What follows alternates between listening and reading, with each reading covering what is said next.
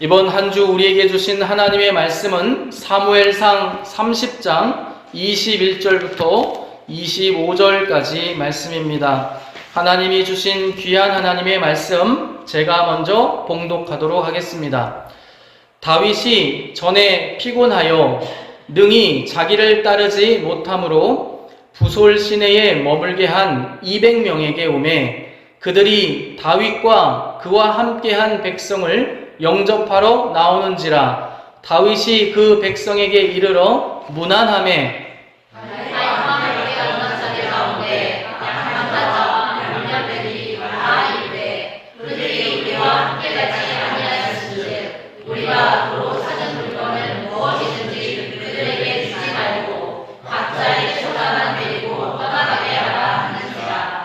다윗이 이르되 나의 형제들아 여호와께서 우리를 보호하시고 우리를 치러 온 그 군대를 우리 손에 넘기셨은즉 그가 우리에게 주신 것을 너희가 이같이 못하리라.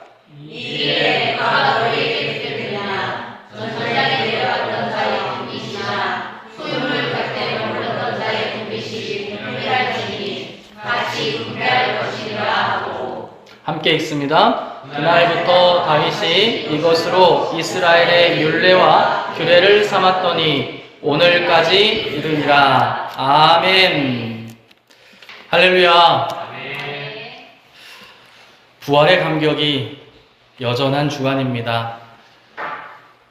복음을 우리 예수님의 제자들과 초대교인들이 열심히 사명으로 알고 교회의 사명으로 알고 열심히 전한 것이 두 가지입니다. 한 가지는 예수님이 누구시다고요? 예수님이 그리스도이시다. 여러분 이거는요 이제는 여러분들요 툭 치면 나와야 돼요. 그냥 외워야 돼요. 예수님이 누구 되신다고요? 그리스도 되신다. 이건 그냥 오늘 새기고 가세요. 제 돌에도 새겨졌어요. 또 한 가지를 전했어요. 한 가지만 전한 게 아니라 두 가지를 증거했어요. 그들이 목숨 걸고 증거한 것은 예수님이 그리스도 되신다라는 것과 하나를 더 전했는데 그게 뭐냐면 예수님은 부활하셨다라는 것입니다. 우리가 어렸을 때부터 너는 주님의 증인이 돼야 돼 말했어요. 그 증인이 돼야 된다라고 하는 것은 두 가지 의미가 있는 거예요. 사도행전에 혼용해서 썼어요. 그들이 그리스도의 도를 증거했다면 예수님이 그리스도 됐습니다 라는 것을 전했다는 거예요. 그들이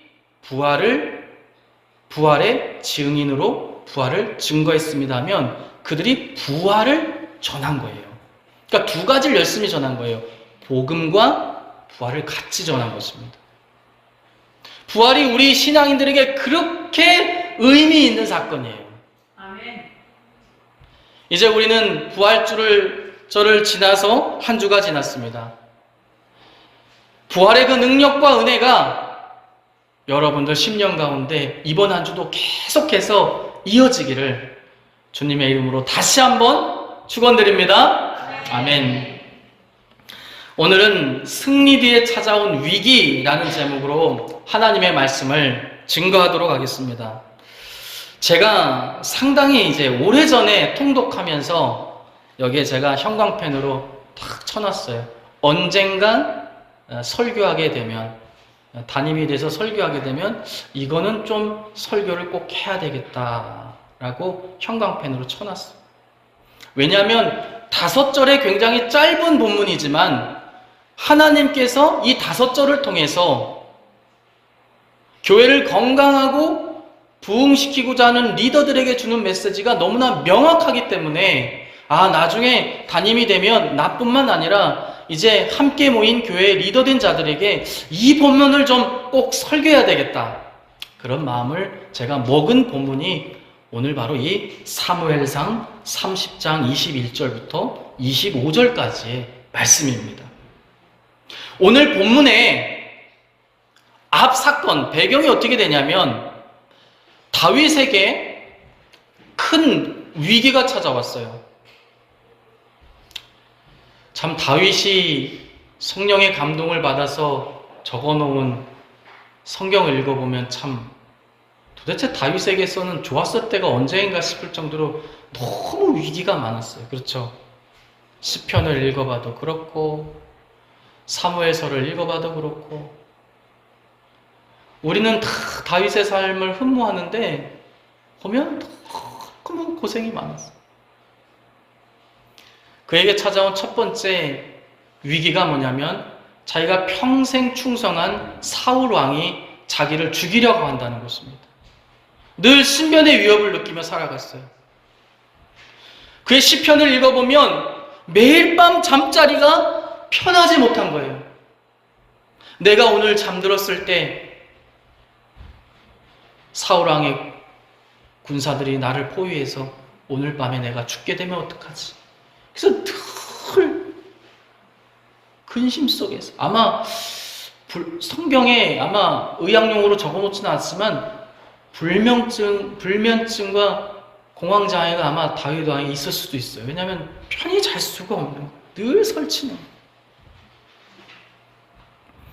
그래서 이 생명의 위협을 피해서 다윗 왕이 어디로 도망을 가게 되냐면 오늘날로 얘기하면 망명 가는 것이죠. 이스라엘과 적대 관계에 있었던 블레셋 땅으로 그가 망명을 가게 됩니다. 아니 목사님 하고 많은 곳에서 왜 그렇게 원수 같던 블레셋 땅으로 갔습니까? 다른 데 같이 하나님이 싫어하실 것 같은데요. 거기로 갈 수밖에 없었어요. 왜냐하면 거기 아닌 곳은 이스라엘과 적대적이지 않은 곳은 사울 왕의 영향력이 다 미치기 때문에 언제 죽을지 몰라요. 그러니까 이스라엘과 적대 관계에 있었던 블레셋 땅으로 결국에는 자기를 따르는 자들을 데리고 망명을 가게 됩니다. 여러분 얼마나 마음이 힘들겠어요. 맨날 싸우던 그 공동체로 나 좀 살려주세요 하고 갔다고 생각해 얼마나 마음이 불편하겠습니까? 근데 하나님의 은혜로 그 블레셋 땅의 왕이 아기스라고 하는 왕인데 다윗을 너무 흠모하는 거예요. 그를 너무나 좋게 여겨주는 거예요. 왜냐하면 다윗이 너무나 유능한 장군이었기 때문에 아마 자기 사람 만들고 싶었던 것 같아요. 이 사람을 내 사람 만들면 우리 블레셋에 큰 도움 되겠다 싶었던 것 같아요. 그래서 다윗에게 잘 선대해주면서 그의 망명을 받아줍니다. 뿐만 아니라 오늘 본문의 주요한 배경이 될 시글락이라고 하는 성읍이 있어요. 자그마한 변두리의 성읍인데요. 거기를 다윗 지금은 장군이죠. 다윗 장군에게 주면서 이 성읍을 너한테 줄 테니 거기 다스리면서 잘 살아라. 내 편이 되라. 그래서 다윗 왕과 그를 따르던 자들이 시글락 성읍에 가서 이제 살게 됩니다. 첫 번째 위기는 그럭저럭 잘 넘어간 것 같았어요. 그런데 다윗의 인생에 또 두 번째 위기가 찾아옵니다. 늘 보면 위기가 세 번째까지 가더라고요. 두 번째 위기. 자기의 동족 이스라엘과 자기가 지금 몸을 의탁하고 있는 블레셋이 전쟁이 붙게 됩니다. 얼마나 불편하겠어요. 동족의 편을 들자니 지금 나를 보호해주고 있는, 나를 먹여 살려주고 있는 블레셋이 미워할 것이고 지금 나에게 월급을 주고 먹고 살게 해주는 블레셋 편을 들자니 이제 내 동족의 영원한 원수가 될 것 같고 그 사이에서 허치할 수가 없는 거예요. 두 번째 위기가 찾아옵니다. 블레셋의 왕이 아니나 다를까 다윗이 워낙 명장이기 때문에 이번 전투에 너도 참여해라. 그래서 다윗 왕이 어쩔 수 없이 자기를 따르던 군사들을 데리고 이제 이 전쟁에 참여하기 위해서 저 북쪽 끝까지 이제 아기스 왕과 같이 진군을 하게 됩니다. 큰일 난 거예요. 이제 전쟁을 안 해도 블레셋에 의해서 공격당하게 생겼고 전쟁에 참여해도 이제는 돌아갈 곳이 영원히 동족과는 이제 영원히 원수가 되는 절대절명의 위기가 앞에 놓이게 됩니다. 이게요, 영적으로요, 단순한 문제가 아니에요. 하나님은 지금 다윗 왕의 혈통을 통해서 그리스도 메시아를 보낼 작정을 하셨고 계획을 갖고 계시고 섭리하고 계신데 지금 그것이 무너지게 생긴 거예요. 큰 위기입니다. 그래서 하나님께서 극적으로 개입하세요. 그래서 전쟁하려고 올라갔더니 다른 블레셋의 장군들이 왕에게 아니 저 다윗이란 인간 우리랑 얼마 전까지 매일 전쟁하던 인간인데 우리가 무엇을 믿고 저 사람과 한 팀이 돼서 전쟁을 합니까? 돌려보내세요. 우리 못 믿어요 저 인간. 아마 그때 다윗이 속으로 아마 겉으로 표현은 못해도 드디어 찬스가 왔다. 그 내색은 못하겠죠. 아, 예, 그래서 빠질게요 하면 또 너무 티나니까 적당히. 아, 돕긴 해야 되는데 또 여러분들 생각이 그럴 수도 있겠네요 하면서 결국엔 하나님의 은혜로 그 전쟁에서 빠지게 돼요. 이 두 번째 위기도 하나님의 은혜로 잘 넘어가게 됩니다. 그럼 여기서 끝나야 되는데 항상 스토리는 3번까지 가요. 그래서 그 전쟁터에서 이제 군사들을 데리고 다행이다. 동족에게 칼을 겨누지 않아도 다행이다. 그래서 병사들을 데리고 다시 저 밑에 남쪽 시글락 성읍까지 왔더니 3번째 위기가 다윗을 기다리고 있었습니다. 그 3번째 위기가 뭐였냐? 와봤더니 이 시글락 성읍이 완전히 쑥대밭이 되어 있는 거예요. 초토화가 되어 있는 거예요. 자기가 병사들을 데리고 성읍을 비운 사이에 아말렉이라고 하는 이 야비한 민족이 남자들이 없으니까 그 성읍을 공격해서 부녀자들과 아이들을 싹 다 잡아서 포로로 끌고 가고 그곳에 있는 재물들 싹 다 털어서 그렇게 이 시글락 성읍을 쑥대밭을 만들어 놓고 가버린 거예요. 이게 3번째 위기. 첫 번째 위기 넘으니 2번째 위기가 오고 2번째 위기 넘으니 3번째 위기가 다윗 왕을 기다리고 있습니다. 또 이 아말렉 민족이요 너무 얄미워요.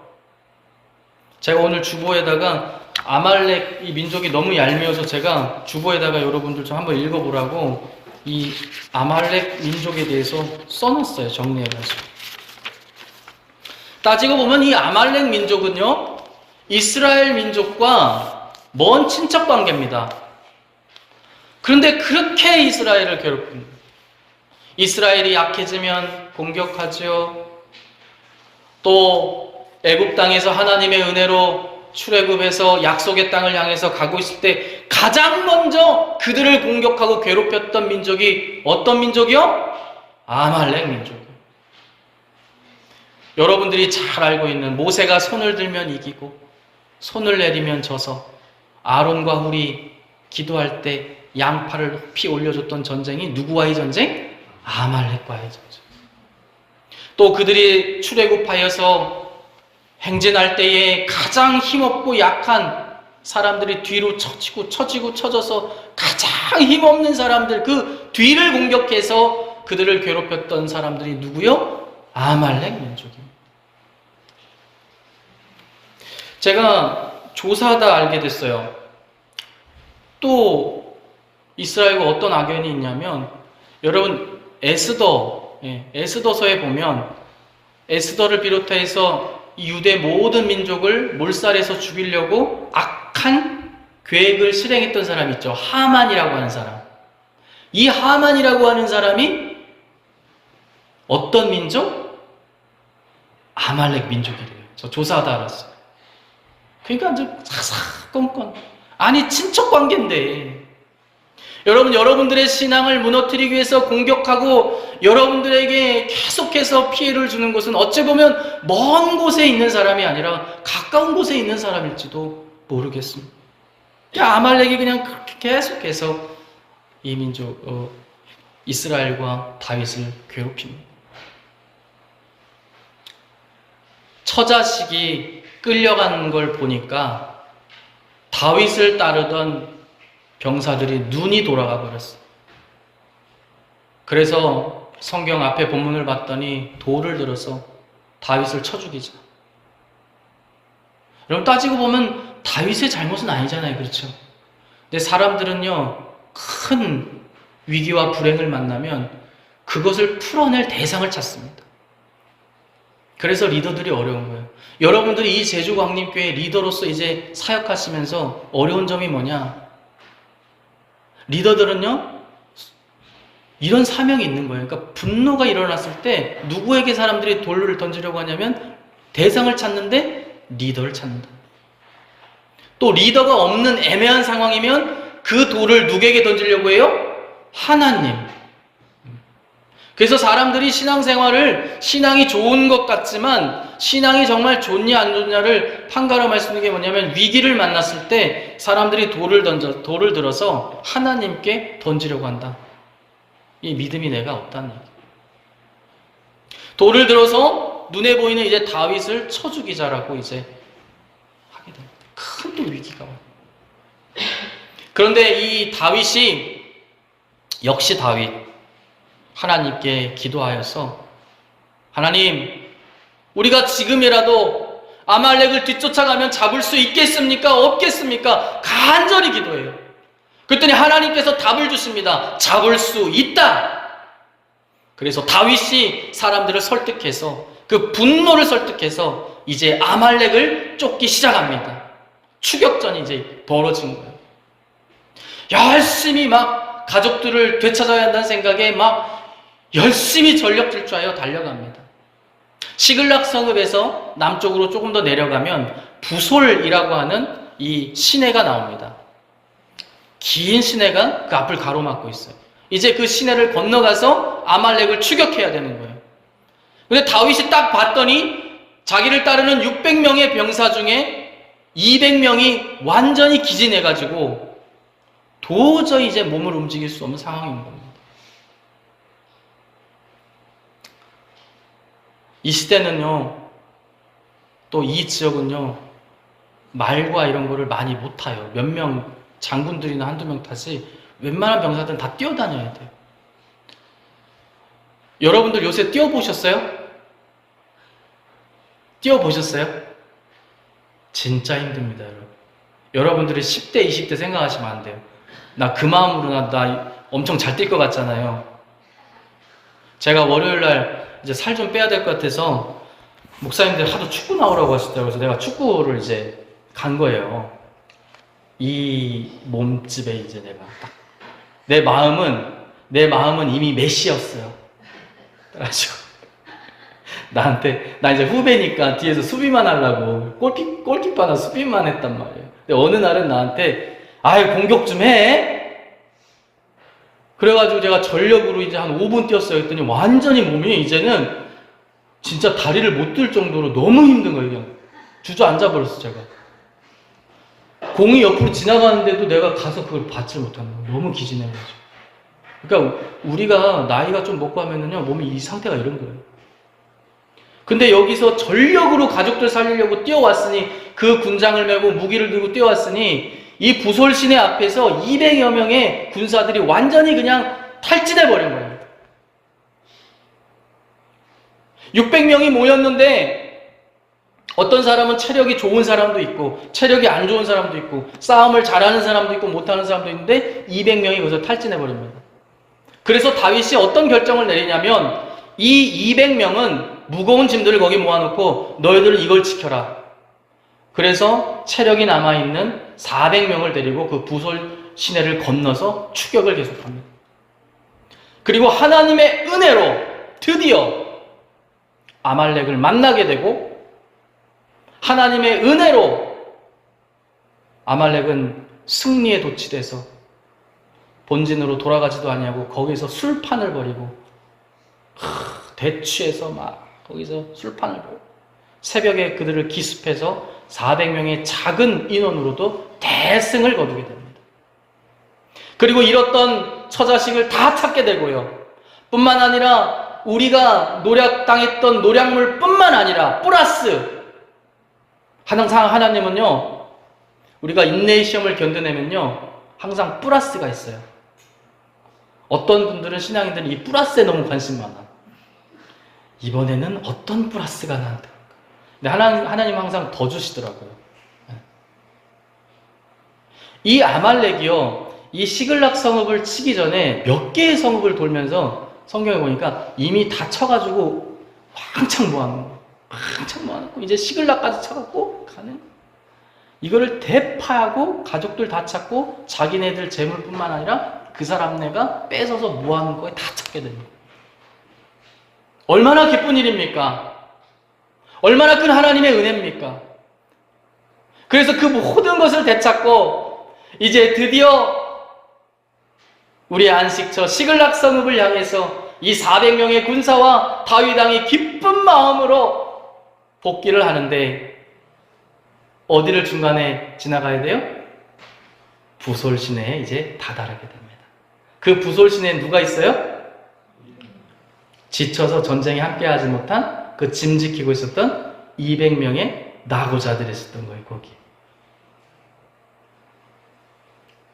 이 400명의 목숨 걸고 싸웠던 병사들이 그들을 보자 무슨 마음이 들었냐면 미운 마음이 들기 시작합니다. 여러분, 공동체예요. 큰 승리도 중요하지만 위기는 어디서 오냐면 내부에서 오게 되는 것입니다. 이 400명의 눈에서는 어떤 생각이 들었냐면, 아니 나는 목숨 걸고 싸웠는데 저렇게 저거 앉아가지고 쉬고 있네 저거. 너무 미운 거예요 그게.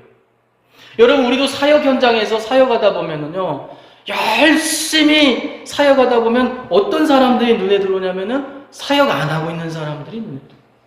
그럼 여러분들 마음 안에 미운 마음이 들어요. 난 열심히 했는데. 저도 대학교 때 안 되는 능력이지만 목사님께서 어떤 명령을 내리시면 저는 열심히 순종하려고 해서 열심히 순종했어요. 잘하고 잘못하고는 둘째 문제고, 그런데 어느 날 막 섬기다 보면 어떤 생각이 드냐면, 그때 시험 기간이었어요. 근데 시험 기간인데 목사님께서 뭐를 시키신 게 있었어요. 그래서 그걸 하는데 같이 와줬으면 하는 동료들이 시험 공부하고 있고 안 와주니까 갑자기 그 사역 마치고 집에 가는데 되게 미운 마음이 들어요. 나는 뭐 시간 남아도 나서 이거 하나? 갑자기 그런 생각이 들어요. 그래서 이 400명의 목숨 걸고 싸웠던 사람 중에 소수의 사람들이 무엇이라 말하냐면 22절입니다. 제가 읽어드릴게요. 다윗과 함께 갔던 자들 가운데 악한 자와 불량배들이 다 이르되 그들이 우리와 함께 가지 아니하였은즉 우리가 도로 찾은 물건은 무엇이든지 그들에게 주지 말고 각자의 처자만 데리고 떠나가게 하라 하였다는 것입니다. 그러니까 이 얘기가 뭐냐면, 우리가 목숨 걸고 싸울 때 저들은 여기서 쉬고 있었으니까 저들의 가족만 저들의 품에 돌려보내고 우리가 빼앗아 온 이 재물들은 저들에게 나눠주지 말자라고 말했다는 것입니다. 근데 이 빼앗아 온 재물 중에는 누구의 재물도 있어요? 이 200명의 남은 사람들의 재물도 있을 거 아닙니까? 그죠? 근데 미운 마음이 사람들한테 들어오니까, 아니 저 사람들은 우리 아니었으면 가족도 못 만났을 사람들인데 가족 만났으면 됐지 뭐 이것까지 줘? 이건 우리 400명이 나눠 가져야 돼 라고 말했다는 거예요. 세상의 기준으로 보면 어찌 보면 좀 합리적인 생각인 것 같기도 해요. 목숨 걸고 싸운 자가 가져가는 것이 세상의 이치입니다. 그런데 다윗은 그렇게 하지 않았다는 거예요. 다윗은 그렇게 하지 않았다. 다윗은 이렇게 말합니다. 23절 다윗이 이르되 나의 형제들아 여호와께서 우리를 보호하시고 우리를 치러 온 그 군대를 우리 손에 넘기셨은즉 그가 우리에게 주신 것을 너희가 이같이 못하리라. 이 일에 누가 너희에게 듣겠느냐? 전장에 내려갔던 자의 분깃이나 소유물 곁에 머물렀던 자의 분깃이 동일할지니 같이 분배할 것이다 라고 말했다. 다윗은 지금 어떤 결정을 하고 있어요? 아니야, 여기서 남아서 우리 짐을 지켰던 사람들이나 목숨 걸고 싸웠던 자들이나 다 같아. 이 빼앗아 온 것도 동일하게 배분할 거야 라고 말했다는 것입니다. 여러분, 이게 하나님 나라의 법칙이라는 거예요. 다윗은 그럼 왜 어떻게 이럴 수가 있느냐? 여기서 하나님께서 답을 적어놨어요. 뭐라고 적어놨어요? 23절이죠. 여호와께서 우리를 보호하시고 우리를 치러온 그 군대를 우리 손에 넘기셨은즉. 다윗은요, 어떤 성과나 결과에 대해서 우리가 해낸 것이라고 말하지 않았다는 거예요. 하나님께서 이 결과물이 날 수 있도록 해주셨다라고 말했다는 거예요. 그러니까 같이 나누는 게 옳다. 우리가 노력해서 우리가 잘나서 우리의 재능으로 얻은 게 아니고 하나님께서 얻게 해주신 것이기 때문에 저곳에서 짐을 지킨 자나 싸운 자나 같이 나누는 게 옳다라고 말했다는 것입니다. 사랑하는 성도 여러분, 교회 공동체는요, 첫 번째 원칙이 뭐냐면 모두가 짐을 나누어 지는 것이 맞습니다. 그거는 변함이 없어요, 여러분. 오늘 아무리 이렇게 말했다고 해서 그러면 나는 물가에서 지키는 사람 돼야지? 아니에요. 하나님은 짐을 다 나눠지기를 원하세요. 그래서 모세의 입을 통해서 하나님께서 가나안 정복 전쟁을 치르실 때 세 개의 지파가 요단강을 건너기 전에 그 땅이 너무 좋아 보인 거예요. 그래서 우리는 여기서 터를 잡고 살고 싶어요. 약속의 땅에 안 들어가고 싶어요. 그랬더니 모세가 그때 뭐라고 말하냐면, 하나님의 성령을 받아서 뭐라고 말하냐면, 너희들이 여기서 살더라도 이 가나안을 정복하는 전쟁에는 참여해야 된다고 말해요. 그러니까 이 백성들도 당연합니다. 우리도 그렇게 생각하고 있었습니다. 우리 처자식이 안전하게 거주할 성읍만 급히 지어놓고 이게 완성되면 우리도 무장하고 우리의 형제들과 함께 건너가서 함께 싸우겠습니다. 그래서 정복전쟁이 다 끝나면 그때 이 땅으로 돌아와서 내가 가족들과 함께 살겠습니다. 그러니까 하나님은 기본적으로 이 교회 공동체를 부흥성장시키는데 구성원 모두가 참여하기를 원하세요. 그거는 불변의 진리예요. 어떠한 특정한 사람이 짐을 다 짊어지면 안 돼요. 여러분, 교회가 성장하면서 어떠한 일들이 일어나냐면 교회가 점점 대형화되면서요, 전문가들을 찾아요. 찬양도요, 교회가 작을 때는요, 조금 틀리고 음악성이 없는 사람이 인도하고 이래도 다 사람들이 용납해줘요. 근데 교회가 커지면 어때요? 이게 그래도 유튜브 방송 나가는 건데, 이게 누가 와서 보는 건데, 우리 교회가 그래도 이 지역에서는 리더인데 좀 잘하는 거 보여줘야지. 그래서 그때부터는 전문가를 찾아요. 그래서 음악 전공자들을 찾아요. 비전공자가 찬양당하고 싶다면 오디션 봐서 실력이 좀 안 되는 거 떨어뜨려요. 신앙의 경륜이 중요한 것이 아니라 그때부터 전문성이 가미가 됩니다. 그래서 잘하는 소수에게 계속 일을 맡겨요. 못하는 사람은 계속 못하게 해요.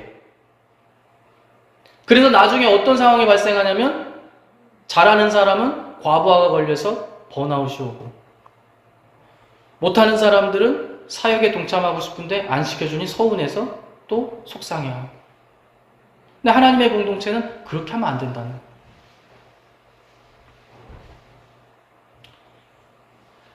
또 다윗은 어떻게 이런 마음을 먹을 수가 있습니까? 다름을 인정해야 한다는 것입니다. 여러분, 다름을 인정해야 돼요. 다윗에게 모여든 이 600명의 사람들은요, 다 제각각의 사람들이에요. 여러분, 다윗에게 모여든 사람들이 처음에 모여서 충성을 서약하고 함께하는 사람들이 어떤 사람들이었죠? 다윗이 가장 힘들 때, 아굴람굴에 있을 때 환난당한 자, 빚진 자, 마음이 괴로운 사람, 다 삶에 다 다 각자의 사연이 있는 사람들이 모여들었어요. 그러니 거기는 나이가 많은 사람도 적은 사람도 있을 것이고, 체력이 좋은 사람, 안 좋은 사람도 있을 것이고, 또 일을 잘하는 사람도 있고 못하는 사람도 있을 것이고, 싸움을 잘하는 사람도 있고 못하는 사람도 있을 것이고, 그게 다 모였어요. 그러니까 다 제각각인 거예요. 그런 사람들을 데리고 전력 질주를 하니 부솔시내 앞에 왔을 때 200명의 사람은 지쳐서 이제 더 이상 달릴 수 없는 상황인 겁니다. 그때 다윗이 너희들 왜 그래? 라고 한 것이 아니라 그 다름을 인정하고 그들에게 맞는 일을 배정해 줍니다. 너희들은 여기 남아서 이걸 지켜라. 여러분, 우리 공동체가 건강하게 부흥성장하려면 다름을 인정해야 돼요. 아까 첫째는 뭐였어요? 하나님이 하신다는 것을 인정하라. 두 번째로는 다름을 인정하라는 것입니다. 여러분들 다름을 인정해야 돼요. 여러분들 여기 계신 분들 다 달라요.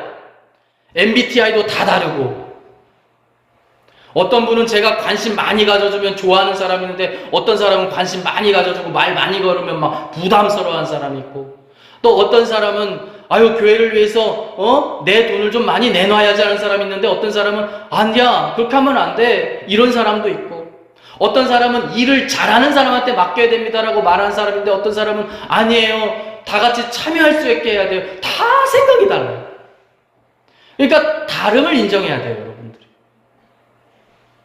그래서 사역을 할 때 강요하여서 누가 시키는 것보다는 나를 제일 잘하는 게 누구예요, 여러분? 나를 제일 잘하는 건 첫째는 하나님이시고 둘째는 자기 자신입니다. 그러니까 강요를 해서 사역하기보단 내가 이 교회에서 뭘 할 수 있는지 내가 알잖아요. 그래서 자원하는 마음으로 나와주는 것이 제일 좋습니다. 근데 자원한다고 해서 다 시키는 건 아니에요. 목사가 딱 보고 아, 우리 아무개 선생님은 이쪽에 은사보다는 이게 더 있으시니까 이거 하지 말고 이거 하세요. 혹은 하고 싶다고 하는데도 말릴 때가 있어요. 그때 서운해하면 안 돼요. 왜냐하면 하나님께서 목사에게 준 안목으로 그 사람을 평가하고 배정하길 원하는 것이기 때문에 그땐 또 받아들이셔야 돼요. 그러나 기본은 함께 내가 짐을 지겠다. 나는 다른 존재다. 내가 할 수 있는 일을 찾겠다. 또 이렇게 함께 섬겨서 이룬 결과에 대해서는 함께 나누겠다 하는 마음이 저와 여러분들 가운데 있어야 한다는 것입니다. 그게 하나님 나라의 공동체의 법칙이라는 것입니다. 여러분, 하나님의 나라는 어떤 곳이에요? 여기에 써놨어요. 하나님께서 장차 하나님께서 주님께서 이 땅에 오셔서 세우실 완전한 하나님의 나라의 작동 원리는 뭐냐?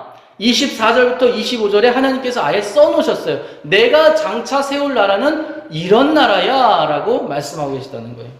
이 일에 누가 너희에게 듣겠느냐? 전장에 내려갔던 자의 분깃이나 소유물 곁에 머물렀던 자의 분깃이 동일할지니 같이 분배할 것이니라 하고, 그날부터 다윗이 이것으로 이스라엘의 율례와 규례를 삼았더니, 이 문장이 중요합니다. 오늘까지 이르니라. 이 오늘까지 이르니 법칙이 어디까지 가는 거예요? 하나님께서 하나님의 나라까지 끌고 가시겠다고 우리 가운데 지금 말씀하고 계신 거예요.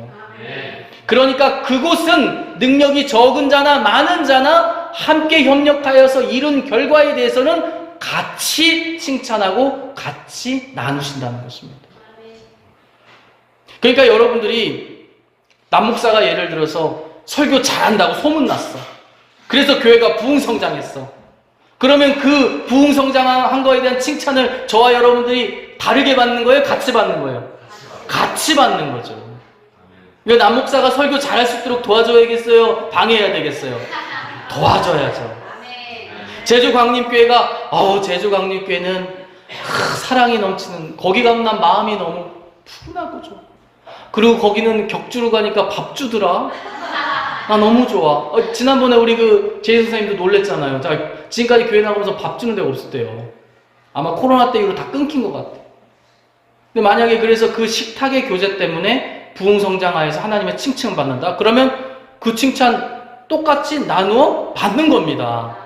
그러니까 여러분들이 식탁 사역을 잘 할 수 있도록 도와야겠어요? 방해해야겠어요? 도와야죠. 작은 아이 하나가 왔어요. 그 아이에게 내가 어른이야. 짜증 안 내고 화 안 내고. 이러면 어린이들은요, 어른이 화 한번 팍 내면요, 상처받아서 안 나와요. 근데 여러분들이 전도하는 마음으로, 내가 다윗의 마음으로 이 아이를 잘 돌봤어. 아이고 왔구나. 아이고 그랬구나. 호주머니에 사탕 준비했다. 이거 먹고 예배 잘 드리고 가. 그래서 그 아이가 너무 그분 때문에 기뻤어. 그래서 교회 정착했어. 그 열매를 목사도 같이 나눠 받는 거예요. 그러니까 목회는 혼자 하는 게 아니라 같이 하는 거예요. 이 법칙이 다윗 왕 때부터 시작한 이 법칙이 하나님 나라까지 이어질 거예요.